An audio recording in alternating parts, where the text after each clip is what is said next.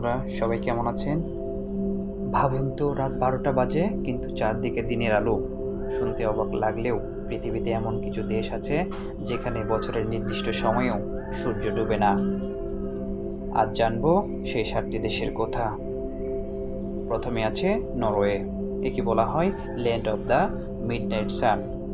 মে থেকে জুলাই পর্যন্ত উত্তরাঞ্চলে রাতেও সূর্য দেখা যায়।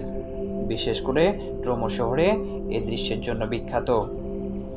দ্বিতীয় দেশ হিসাবে রয়েছে সুইডেন। এখানে গ্রীষ্মকালে উত্তর অংশে সূর্য অনেক রাত পর্যন্ত আকাশে থাকে, কখনো কখনো পুরো রাতও আলো থাকে। তৃতীয় দেশ হিসাবে রয়েছে ফিনল্যান্ড। হাজার হ্রদের এই দেশে গ্রীষ্মে প্রায় 70 দিনের মতো সূর্য অস্ত যায় না উত্তরাঞ্চলে।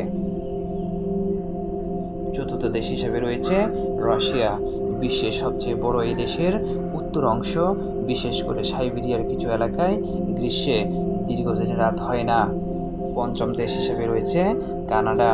উত্তর কানাডার আর্কটিক এলাকায় গ্রীষ্মকালে টানা দিনের আলো দেখা যায়। ষষ্ঠ দেশ হিসেবে রয়েছে আইসল্যান্ড। এখানে গ্রীষ্মে রাত খুবই ছোট, আর কিছু সময় এমনও লাগে যেন রাতে আসে না। সপ্তম দেশ হিসেবে রয়েছে ইউনাইটেড স্টেটস। বিশেষ করে আলাস্কা শহর, আলাস্কার কিছু অঞ্চলে গ্রীষ্মে সূর্য ডোবে না, তাই রাতও হয় না। এমন ঘটনা কেন হয় জানেন? কারণ পৃথিবী তার কক্ষের উপর 23.5 ডিগ্রি কাত হয়ে ঘোরে।